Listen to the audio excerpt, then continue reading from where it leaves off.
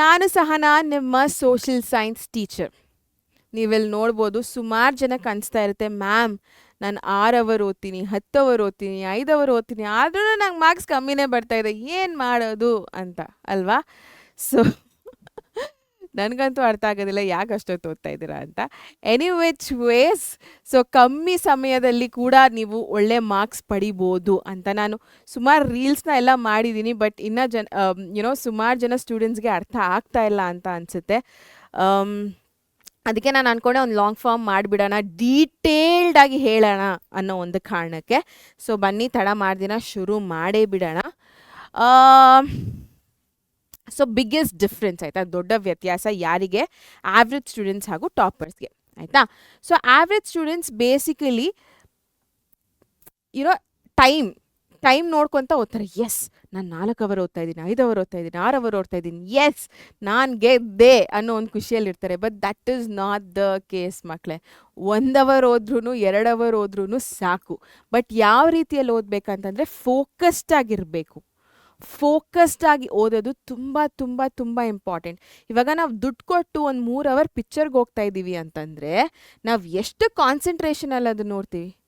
ಯಾವಾಗಲೂ ನೋಡಿರೋ ಪಿಕ್ಚರ್ ಇವಾಗಲೂ ನಮ್ಗೆ ಹೆಂಗೆ ನೆನಪಿದೆ? ಬಿಕಾಸ್ ನಾವು ಅಷ್ಟು ಫೋಕಸ್ಡ್ ಆಗಿ, ಡೆಡಿಕೇಟೆಡ್ ಆಗಿ, ಕಾನ್ಸಂಟ್ರೇಟೆಡ್ ಆಗಿ ನೋಡ್ತಾ ಇದ್ದೀವಿ.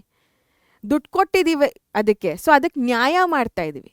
ಮತ್ತು ಇಲ್ಲಿ ಲಕ್ಷಾಂತರ ರೂಪಾಯಿ ಫೀಸ್ ಕೊಟ್ಟು ನೀವು ಏನು ಮಾಡ್ತಾ ಇದ್ದೀರಾ? ಹೌದಾ ಅಲ್ವಾ? 6 ಅವರ್ ಓದ್ತಾ ಇದ್ದೀನಿ, 8 ಅವರ್ ಓದ್ತಾ ಇದ್ದೀನಿ ಅನ್ನೋದಲ್ಲ ಪ್ರಶ್ನೆ. 1 ಅವರ್ ಓದ್ರೂ ಫೋಕಸ್ಡಾಗಿ ಓದಬೇಕು. ಕಾನ್ಸಂಟ್ರೇಷನ್ ತುಂಬ ಇಂಪಾರ್ಟೆಂಟ್ ಆಗುತ್ತೆ ಆಯಿತಾ.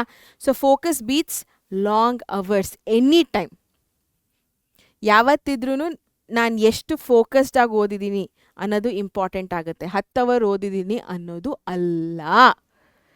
ನಿಮ್ಗೆ ಅರ್ಥ ಆಗ್ತಾ ಇದೆ ಅಂತ ಅನಿಸುತ್ತೆ, ಕ್ಲಿಯರ್ ಆಗಿದೆ ಅಂತ ಅನಿಸುತ್ತೆ ಅಲ್ವಾ? ನಾನು 1 ಅವರ್ ಓದ್ತಾ ಇದ್ರೂ ಡೆಡಿಕೇಟೆಡ್ ಆಗಿ, ಕಾನ್ಸಂಟ್ರೇಟೆಡ್ ಆಗಿ ಎಲ್ಲ ನನ್ನ ತಲೆಯಲ್ಲಿ ಹೋಗೋ ರೀತಿ ಓದ್ತಾ ಇದ್ದೀನಿ. 10 ಅವರ್ ಓದ್ತಾ ಇದ್ದೀನಿ, ಬಟ್ 1 ಅಕ್ಷರನೂ ತಲೆಗೆ ಹೋಗಿಲ್ಲ ಅಂತಂದರೆ ಏನು ಫಾಯ್ದಾ? ಏನೂ ಇಲ್ಲ. ಅರ್ಥ ಆಯ್ತಾ? ನಾನು ಆ್ಯಕ್ಚುಲಿ ಇನ್ನು ಮುಂದುವರ್ಸೋ ಅವಶ್ಯಕತೆನೇ ಇಲ್ಲ ಅಂತ ಅನಿಸುತ್ತೆ. ಈ ಒಂದೇ ಸ್ಲೈಡಲ್ಲಿ ಒಂದೇ ಸೆಂಟೆನ್ಸಲ್ಲಿ ಹೇಳೋದನ್ನು.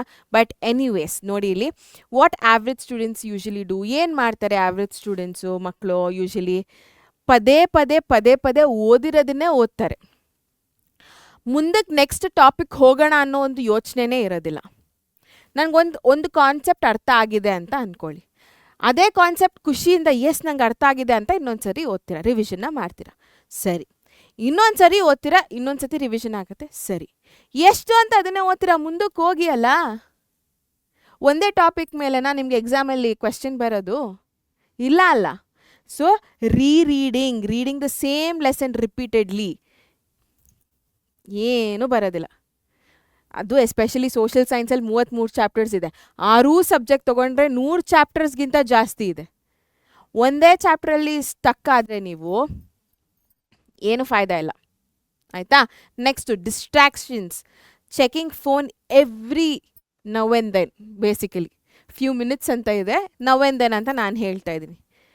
ಇವಾಗ ನನ್ನ ಒಂದು ವಿಡಿಯೋನೇ ನೋಡ್ತಾ ಇದ್ದೀರಾ, ಯಾರು ಫಸ್ಟಿಂದ ಇಲ್ಲಿ ತನಕ ನೋಡಿದ್ದೀರಾ ಅಂತ ನನಗಂತೂ ಗೊತ್ತಿಲ್ಲ. ಎಷ್ಟು ಜನ ವಾಪಸ್ ಹೋಗಿ ಮತ್ತೆ ಬರ್ತಾ ಇದ್ದೀರೋ ಕೂಡ ನನಗೆ ಗೊತ್ತಿಲ್ಲ ಆಯಿತಾ.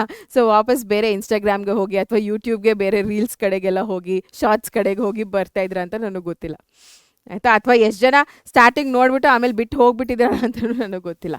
ಸೊ ಈ ಥರ ಡಿಸ್ಟ್ರಾಕ್ಷನ್ಸ್ ಏನಿದೆ ಇದನ್ನು ಅವಾಯ್ಡ್ ಮಾಡಿ ಆಯಿತಾ. ವೆರಿ ವೆರಿ ವೆರಿ ಇಂಪಾರ್ಟೆಂಟ್ ಮಕ್ಕಳೇ. ಇದೆಲ್ಲ ಒಂದಾದರೆ ಇದು ಮಾತ್ರ ಒಂದು. ಬಿಕಾಸ್ ಕಾಲ ಆ ಥರ ಆಗಿದೆ, it's become a digital world. So ಹಾಗಾಗಿ ನಾವು ನಿಮ್ಮ ಮುಂದೆ ಈ ರೀತಿ ಬಂದು ಪಾಠ ಮಾಡ್ತಾ ಇದ್ದೀವಿ. ಇದರಿಂದ ನೀವು ಅಡ್ವಾಂಟೇಜ್ನ ತಗೋಬೇಕು ವಿನಃ ಡಿಸ್ಟ್ರಾಕ್ಷನ್ಸ್ಗೆ ಒಳಗಾಗಬಾರ್ದು ಆಯಿತಾ. ಡೆಫಿನೆಟ್ಲಿ ಫ್ರೀ ಟೈಮ್ ಅನ್ನೋದು ಬೇಕು, ಎಂಟರ್ಟೈನ್ಮೆಂಟ್ ಅನ್ನೋದು ಬೇಕು. ನಾನೇನು ಸಜೆಸ್ಟ್ ಮಾಡ್ತೀನಿ ಅಂತಂದರೆ ಹೋಗ್ಬಿಟ್ಟು ಒಂದು ಮೂವಿ ನೋಡ್ಕೊಂಡು ಬಂದುಬಿಡಿ. ಒಂದು 3 ಅವರ್ ನಿಮಗೆ ಎಂಟರ್ಟೈನ್ಮೆಂಟ್ ಬೇಕು, ಒಂದು ಸ್ವಲ್ಪ ರಿಲ್ಯಾಕ್ಸ್ಡ್ ಆಗಿರಬೇಕು, ಮೂವಿ ಹುಚ್ಚಿದೆ, ಇದೆಲ್ಲ ಇದೆ ಅಂತಂದರೆ ಹೋಗಿ ನೋಡ್ಕೊಬಂದುಬಿಡಿ ಆಯಿತಾ. ಸುಮ್ಮನೆ ರೀಲ್ಸ್ ಇಟ್ಕೊಂಡು ನೋಡೋದ್ರ ಬದಲು ಆ ಒಂದು ಕೆಲಸ ಮಾಡಿದರೆ ಇನ್ನಷ್ಟು ಉತ್ತಮ ಅಂತ ನಾನು ಹೇಳ್ತೀನಿ ಆಯಿತಾ. Next no writing, studying without writing practice. Again ಇದು ಕೂಡ ಸುಮಾರು ಜನ ಮಾಡುವಂಥ ಮಿಸ್ಟೇಕು. ಬರೆದು ಪ್ರಾಕ್ಟೀಸ್ ಮಾಡಿ. ಅದು ನಿಮಗೆ ನೋಟ್ಸ್ ಥರನೂ ಆಗುತ್ತೆ ಇನ್ ದ ಫ್ಯೂಚರ್. 1 ಇಯರ್ ಬಗ್ಗೆ ಮಾತಾಡ್ತಾ ಇರೋದು ನಾನು. ಸೊ ಫ್ಯೂಚರಲ್ಲಿ ನೋಟ್ಸ್ ಥರನೂ ಆಗುತ್ತೆ. ಬರೆದು ಪ್ರಾಕ್ಟೀಸ್ ಮಾಡ್ತಾ ಇದ್ರೆ ನಿಮ್ಮ ಮೆಮೊರಿಯಲ್ಲಿ ಜಾಸ್ತಿ ದಿನ ಉಳ್ಕೊಳ್ಳುತ್ತೆ ಕೂಡ. ರೈಟಿಂಗ್ ಪ್ರಾಕ್ಟೀಸ್ ಆಗ್ತಾ ಇದೆ ಅಂದರೆ 3 ಅವರಲ್ಲಿ ನೀವು ಇಡೀ ಪೇಪರ್ನ ಮುಗಿಸ್ಬೇಕು. ಸೊ ಆ ಸ್ಪೀಡ್ ಅನ್ನೋದು ನಿಮಗೆ ಮೇಂಟೈನ್ ಆಗುತ್ತೆ, ಇನ್ಕ್ರೀಸ್ ಆಗ್ತಾ ಹೋಗುತ್ತೆ. ಸೊ ಇಷ್ಟೆಲ್ಲ ಅಡ್ವಾಂಟೇಜಸ್ ಇರಬೇಕಾದ್ರೆ ಡೆಫಿನೆಟ್ಲಿ ಬರೆದು ಪ್ರಾಕ್ಟೀಸ್ ಮಾಡಿ, ಆಯಿತಾ.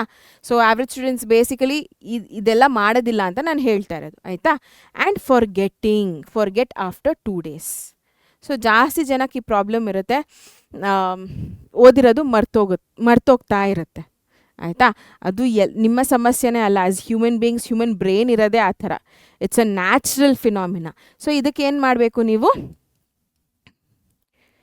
ಪರಿಷ್ಕರಣೆ ಮಾಡ್ತಾ ಹೋಗಬೇಕು, ರಿವಿಷನ್ನ ಮಾಡ್ತಾ ಹೋಗಬೇಕು. ಬಟ್ ನಾವು ಮಾಡೋದಿಲ್ಲ ಅಲ್ವಾ. ಸೊ ಈ ಥರ ಮಾಡಿದ್ರೆ ಡೆಫಿನೆಟ್ಲಿ ಯುಲ್ ಫೊಗೆಟ್ ಥಿಂಗ್ಸ್. ರಿವಿಷನ್ನ ಮಾಡಬೇಕು, ಆಯಿತಾ. ಸೊ ಪದೇ ರೀಡಿಂಗ್ ಮಾಡೋದು, ಡಿಸ್ಟ್ರಾಕ್ಷನ್ಸ್ಗೆ ಒಳಗಾಗುವಂಥದ್ದು, ಬರ್ದಿರೋ ಪ್ರಾಕ್ಟೀಸ್ ಮಾಡುವಂಥದ್ದು ಆ್ಯಂಡ್ ಮರ್ತೋಗೋ ಅಂಥದ್ದು ಆವ್ರೇಜ್ ಸ್ಟೂಡೆಂಟ್ಸ್ ಮಾಡುವಂಥದ್ದು. ಇದನ್ನೆಲ್ಲ ಅವಾಯ್ಡ್ ಮಾಡಿದ್ರೆ definitely even you can become a topper, ಆಯಿತಾ. So what SSLC toppers actually do? ಟಾಪರ್ಗಳು ಏನು ಮಾಡ್ತಾರೆ, ಯಾವುದೇ ರೀತಿ ಡಿಸ್ಟ್ರಾಕ್ಷನ್ಸ್ ಇರೋದಿಲ್ಲ. ಅಟ್ಲೀಸ್ಟ್ ಸ್ಟಡಿ ಟೈಮ್ ಅಂತ ಏನು ಅವರು 2 ಅವರ್ 3 ಅವರ್ ಏನು ಕೂತ್ಕೊಂಡು ಓದ್ತಾರೆ, ಆವಾಗ ಅಟ್ಲೀಸ್ಟ್ ಅವ್ರಿಗೆ ಯಾವ ರೀತಿಯಾದ ಡಿಸ್ಟ್ರಾಕ್ಷನ್ಸ್ ಅವ್ರು ಇಷ್ಟಪಡೋದಿಲ್ಲ, ಆಯಿತಾ. ಆಮೇಲೆ ಒಂದು ಅರ್ಧ ಗಂಟೆ ಕೂತ್ಕೊಂಡು ನಾನು ರೀಲ್ಸ್ ನೋಡ್ತೀನಮ್ಮ ಅಂತ ಹೇಳಿಬಿಟ್ಟು ಫೋನ್ ಇಸ್ಕೊಂಡು ರೀಲ್ಸ್ ನೋಡ್ತಾರೇನೋ. ಬಟ್ ಓದುವಂಥ ಸಮಯದಲ್ಲಿ ಓದ್ತಾನೆ ಇರ್ತಾರೆ, ಡಿಸ್ಟ್ರಾಕ್ಷನ್ಸ್ ಹೋಗೋದಿಲ್ಲ. ಬರೆದು ಪ್ರಾಕ್ಟೀಸ್ ಮಾಡ್ತಾರೆ, ಪ್ರತಿಯೊಂದು ಆನ್ಸರ್ನ ಪ್ರತಿದಿನ ಬರೆದು ಪ್ರಾಕ್ಟೀಸ್ ಮಾಡ್ತಾರೆ, ಅದು ಇಂಪಾರ್ಟೆಂಟ್. Same day revisions. ಸ್ಕೂಲಲ್ಲಿ ಏನು ಪಾಠ ಮಾಡಿದ್ದಾರೆ ಶಾಲೆಯಲ್ಲಿ ಟೀಚರ್ಗಳು, ಅಥವಾ ನಾವಿಲ್ಲಿ ಏನು ಪಾಠ ಮಾಡಿದ್ದೀವಿ ಅದನ್ನು ಆವತ್ತಿನ ದಿನವೇ ರಿವಿಷನ್ ಮಾಡಿ ಓದಿ ರೀಕಾಲ್ ಮಾಡಿ ಟೆಸ್ಟ್ ಬರೆದು ಎಲ್ಲ ಮುಗಿಸ್ಬಿಡ್ತಾರೆ ಆವತ್ತಿನ ದಿನವೇ.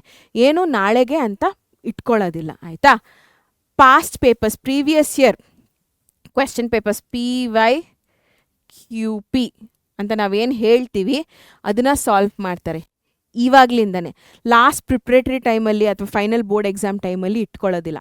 ಬುದ್ಧಿವಂತರು ಏನು ಮಾಡ್ತಾರಪ್ಪ ಅಂತಂದರೆ ಈಗಲಿಂದನೇ ಇದನ್ನೆಲ್ಲ ಮಾಡ್ಕೊತಾ ಹೋಗ್ತಾರೆ, which is very very important, ಆಯಿತಾ. ಅದಾದಮೇಲೆ ಕೀ ಕಾನ್ಸೆಪ್ಟ್ಸ್ಗಳ ಮೇಲೆ ಫೋಕಸ್ ಮಾಡ್ತಾರೆ. ಎಲ್ಲನೂ ಓದ್ತಾರೆ, ಇಡೀ ಟೆಕ್ಸ್ಟ್ ಬುಕ್ನ ಓದೋದು ವೆರಿ ಇಂಪಾರ್ಟೆಂಟ್. ಬಿಕಾಸ್ 1 ಮಾರ್ಕ್ ಕ್ವೆಶನ್ಸ್ಗೆಲ್ಲ ಅದು ಇನ್ ಬಿಟ್ವೀನ್ ದ ಲೈನ್ಸ್ ಕೇಳ್ತಾರೆ ಟೆಕ್ಸ್ಟ್ ಬುಕ್ಕಲ್ಲಿ. ಸೊ ಹಾಗಾಗಿ ಟೆಕ್ಸ್ಟ್ ಬುಕ್ನ ಓದೋದು ತುಂಬಾ ಇಂಪಾರ್ಟೆಂಟ್. ಬಟ್ ಯಾವುದು the most important questions, most important ಕಾನ್ಸೆಪ್ಟ್ಸ್ಗಳಿರುತ್ತಲ್ಲ ಅದ್ರ ಮೇಲೆ ಫೋಕಸ್ ಮಾಡ್ತಾರೆ. ಆ್ಯಂಡ್ ಇದು ಹೆಂಗೆ ಗೊತ್ತಾಗುತ್ತಪ್ಪ ಅಂತಂದರೆ ನೀವು PYQPs ನೋಡಿದ ತಕ್ಷಣ ಗೊತ್ತಾಗ್ಬಿಡುತ್ತೆ.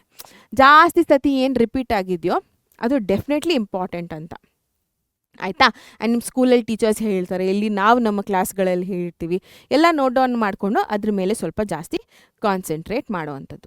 ಗೊತ್ತಾಯ್ತಲ್ಲ. ಈ ಸ್ಲೈಡ್ಗೂ ಡಿಫ್ರೆನ್ಸ್ ನೋಡಿ. ಇಲ್ಲಿ ಏನು ಮಾಡ್ತಾ ಇದ್ದೀರೋ ಅದನ್ನೆಲ್ಲ ಅವಾಯ್ಡ್ ಮಾಡಿ ಈ ರೀತಿ ನೀವು ಮಾಡೋದಕ್ಕೆ ಶುರು ಮಾಡಿದ್ರೆ ಡೆಫಿನೆಟ್ಲಿ ಟಾಪರ್ಗಳು ನೀವೇ, ಆಯಿತಾ. Yes. So the 2 hour topper method, 2 ಗಂಟೆಗಳ ಕಾಲ ಒಂದು ಟಾಪರ್ ವಿಧಾನ ಏನಿದೆ ಅದನ್ನು ನಾನು ಇಲ್ಲಿ ರಿವೀಲ್ ಮಾಡ್ತಾ ಇದ್ದೀನಿ. 2 hours ಡೈಲಿ, ಆಯಿತಾ. 45 minutes ಹೊಸ ಕಾನ್ಸೆಪ್ಟ್ಸ್ಗಳನ್ನ ಓದ್ಕೊಳ್ಳಿ. ಇನ್ನು 45 ನಿಮಿಷ ಏನಿದೆ ರೈಟಿಂಗ್ ಪ್ರಾಕ್ಟೀಸ್ ಮಾಡಿ, ಆಯಿತಾ. 3ನೇದು 20 ನಿಮಿಷ ರಿವಿಷನ್ನ ಮಾಡಿ, 10 ನಿಮಿಷ ನಾಳೆಗೋಸ್ಕರ ನಾಳೆ ಏನು ಮಾಡಬೇಕು ಅಂತ ನೀವು ಡಿಸೈಡ್ ಮಾಡ್ಕೊಳ್ಳಿ. ಅದಕ್ಕೆ 10 ನಿಮಿಷದ ಕಾಲ ಟೈಮ್ನ ಸ್ಪೆಂಡ್ ಮಾಡಿ, ಆಯಿತಾ. ಇಲ್ಲಿ ಮೇನ್ ಫೋಕಸ್ ಮಾಡಬೇಕಾಗಿರೋದು ನೀವು ಈ 3 ವಿಷಯಗಳು. 45 ನಿಮಿಷ ಓದುವಂಥದ್ದು, ಏನು ಓದಿದ್ರೂ ಅದನ್ನು ಬರೆದು ಪ್ರಾಕ್ಟೀಸ್ ಮಾಡುವಂಥದ್ದು. ನೆಕ್ಸ್ಟ್ 45 minutes, ಆಯಿತಾ. 1.5 hours ಅದಕ್ಕೆ ಹೋಗುತ್ತೆ, ಆಯಿತಾ. You can just take one subject per day. So 6 ದಿನ ನೀವು ಮಾಡ್ತಾ ಇದ್ದೀರಾ ಅಂತಂದರೆ ಒಂದು ವಾರದಲ್ಲಿ 6 ಸಬ್ಜೆಕ್ಟ್ನ ನೀವು ಕವರ್ ಮಾಡ್ತಾ ಇದ್ದೀರಾ, ಆಯಿತಾ. ಇಲ್ಲ ನೀವು ಚಿಕ್ಕದಾಗಿ ಓದ್ತಾ ಇದ್ದೀನಿ, ನನಗೆ 10 minutes ಸಾಕು, 15 minutes ಸಾಕು ಒಂದು ಕಾನ್ಸೆಪ್ಟ್ನ ಓದೋದಕ್ಕೆ ಅಂತಂದರೆ ಆ ಥರನೇ ಡಿವೈಡ್ ಮಾಡ್ಕೊತಾ ಹೋಗಿ. So you can complete almost 2-3 subjects per day, ಆಯಿತಾ. ಸೊ ನಿಮ್ಮ ಮೇಲೆ ಅದು ಡಿಪೆಂಡ್ ಆಗಿದೆ ಮಕ್ಕಳೇ, ಓಕೆನಾ. ಅದ್ರ ಮೇಲೆ ಇದು ಮಾಡ್ಕೊಂಡು ಹೋಗಿ ಆ್ಯಂಡ್ ರಿವಿಷನ್ನ ಮಾಡಿ, ಓಕೆ. ಸೊ ಓದೋದು, ಬರೆಯೋದು, ರಿವಿಷನ್ ಮಾಡೋದು ಎಲ್ಲದಕ್ಕೂ ಆಲ್ಮೋಸ್ಟ್ ನಿಮಗೆ 1 hour 50 minutes ಇದೆ. ಸೊ ಆ 1 hour 15 minutesನ ನೀವು ಈ ಥರ ಡಿವೈಡ್ ಮಾಡ್ಕೊಳ್ಳಿ, ಓಕೆನಾ. ಆ್ಯಂಡ್ ಮಿಕ್ಕಿರೋ ಲಾಸ್ಟ್ 10 ಮಿನಿಟ್ಸ್ ಏನಿದೆ, ನಾಳೆ ಏನು ಮಾಡಬೇಕು, ನಾಳೆ ಏನು ಓದಬೇಕು ಅನ್ನೋದು ಕೂಡ ಇಂಪಾರ್ಟೆಂಟ್ ಆಗುತ್ತೆ. ಹೌದಾ ಅಲ್ವಾ? ಇವತ್ತು ಓದ್ಬಿಟ್ಟಿದ್ದೀನಿ ಅಂತ ಬಿಟ್ಬಿಡೋದಲ್ಲ, ಅದೇ ಮಾಡುವಂಥ ತಪ್ಪು. ಕನ್ಸಿಸ್ಟೆನ್ಸಿ ಇರಬೇಕು. ಸೊ ನಾಳೆ ಕೂಡ ಏನು ಮಾಡಬೇಕು ಅನ್ನೋದನ್ನು ನೀವು ಇವತ್ತೇ ಡಿಸೈಡ್ ಮಾಡಿ ಇಟ್ಬಿಟ್ರೆ ಉತ್ತಮ. Okay, so secret most students ignore. So ಹೆಚ್ಚಿನ ವಿದ್ಯಾರ್ಥಿಗಳು ನಿರ್ಲಕ್ಷಿಸುವ ಒಂದು ರಹಸ್ಯ ಏನಪ್ಪ ಅಂತಂದರೆ 2 focused hours daily for 6 months. 6 ತಿಂಗಳ ಕಾಲ ಈ 2 ಅವರ್ ನಾನೇನು ಕೊಟ್ಟಿದ್ದೀನಿ, ಈ 2 ಅವರ್ ಈ ರೀತಿ ಕೂತ್ಕೊಂಡು ಓದಿ ಡೆಫಿನೆಟ್ಲಿ SSLC ಮಾರ್ಕ್ಸ್ ಏನಿದೆ, ನಿಮ್ಮ ಮುಂದೆ ಬರುವಂಥ ಒಂದು SSLC ಎಕ್ಸಾಮ್ಗಳ ಮಾರ್ಕ್ಸ್ ಏನಿದೆ ನೀವೇ ನೋಡ್ತೀರಾ. ನಿಮ್ಮ ಫಸ್ಟ್ ಸ್ಟ್ಯಾಂಡರ್ಡಿಂದ 9th ಸ್ಟ್ಯಾಂಡರ್ಡ್ವರೆಗೂ ಮಾರ್ಕ್ಸ್ ಕಾರ್ಡಲ್ಲಿ ಮಾರ್ಕ್ಸ್ಗಳು ಹೇಗಿದೆ, SSLC ಮಾರ್ಕ್ಸ್ ಕಾರ್ಡಲ್ಲಿ ಮಾರ್ಕ್ಸ್ ಹೇಗಿದೆ ಅಂತ ಡಿಫ್ರೆನ್ಸು. ಬಟ್ ನಾನು ಹೇಳ್ತಾ ಇದ್ದೀನಲ್ಲ, ಪ್ರತಿ ಸತಿ ನಾನು ಹೇಳ್ತಾ ಇದ್ದೀನಿ, ನನ್ನ ಪ್ರತಿ ಕ್ಲಾಸಲ್ಲಿ, ಪ್ರತಿ ವಿಡಿಯೋ ಅಲ್ಲಿ, ಪ್ರತಿ ರೀಲಲ್ಲಿ ನಾನು ಹೇಳ್ತಾ ಇದ್ದೀನಿ, ಕನ್ಸಿಸ್ಟೆನ್ಸಿ ಇಂಪಾರ್ಟೆಂಟ್, ಫೋಕಸ್ಡಾಗಿ ಓದೋದು ಇಂಪಾರ್ಟೆಂಟ್. ಆಯಿತಾ? ಇವೆರಡು ವಿಷಯಗಳು ತುಂಬ ತುಂಬ ತುಂಬ ಇಂಪಾರ್ಟೆಂಟ್ ಆಗುತ್ತೆ ಮಕ್ಕಳೇ. ಈ ಥರ 6 ತಿಂಗಳ ಕಾಲ ಮಾಡ್ತಾ ಹೋಗಿ ನಿಮ್ಮ ಪೋರ್ಷನ್ಸ್ ಮುಗಿಸೋವರೆಗೂ. ಆಯಿತಾ? So almost November, December almost ಅಲ್ಲಿ ತನಕ ಹೋಗುತ್ತೆ ಪೋರ್ಷನ್ಸು. ಅಲ್ಲಿ ತನಕ ಈ ಥರ ಮಾಡ್ತಾ ಹೋಗಿ ನಿಮ್ಮ ಒಂದು ಮಾರ್ಕ್ಸ್ನ ಬೀಟ್ ಮಾಡೋದಕ್ಕೆ ಯಾರ ಕೈಲೂ ಆಗೋದಿಲ್ಲ ಆಮೇಲೆ. ಎಸ್ ಮಕ್ಕಳೇ, on that note thank you so much. ನಾನು ಪದೇ ಪದೇ ಹೇಳ್ತಾ ಇದ್ದೀನಿ, consistency, focus study, minimum study plan ಇದೆಲ್ಲ ತುಂಬ ಇಂಪಾರ್ಟೆಂಟ್ ಆಗುತ್ತೆ. ಈ 1 ತಿಂಗಳ ಕಾಲ ನಾನು ಅದನ್ನೇ ಹೇಳ್ತಾ ಹೋದೆ ನಿಮಗೆ, ಸೊ ದ್ಯಾಟ್ ನಿಮ್ಮ ತಲೆಯಲ್ಲಿ ಕೂರುತ್ತೆ ಅಂತ. ಅದಾದಮೇಲೆ ನೆಕ್ಸ್ಟ್ ಇನ್ನು ಎಲ್ಲರಿಗೂ ಸ್ಕೂಲ್ಸ್ಗಳು ಪ್ರಾಪರಾಗಿ ಸ್ಟಾರ್ಟ್ ಆಗಿಬಿಡುತ್ತೆ, ಪೋರ್ಷನ್ಸ್ಗಳು ಪ್ರಾಪರಾಗಿ ಸ್ಟಾರ್ಟ್ ಆಗಿಬಿಡುತ್ತೆ. ಸೊ ಅದ್ರ ಮೇಲೆ ಫೋಕಸ್ ಮಾಡಬೇಕು, ನೀವು ಓದೋದ್ರ ಮೇಲೆ ಫೋಕಸ್ ಮಾಡಬೇಕು. ಸೊ ಹಾಗಾಗಿ ಈ 1 ತಿಂಗಳ ಕಾಲ ನಾನು ಹೇಗೆ ಓದಬೇಕು, ಏನು ಮಾಡಬೇಕು, ಹೆಂಗಿರಬೇಕು ಅನ್ನೋದ್ರ ಮೇಲೆ ನಾನು ಫೋಕಸ್ ಮಾಡಿದೆ. ಎಲ್ಲ ವಿಷಯಗಳು ನಿಮ್ಗೆ ಅರ್ಥ ಆಗಿದೆ, ತಲೆಗೆ ಹೋಗಿದೆ, ಇದನ್ನೆಲ್ಲ ನೀವು ಅಳವಡಿಸ್ಕೋತೀರಾ, ರೂಢಿಯಾಗಿ ಮಾಡ್ಕೋತೀರಾ ಅಂತ ಅನ್ಕೋತಾ ಇದ್ದೀನಿ. ಆಯಿತಾ? On that note thank you so much.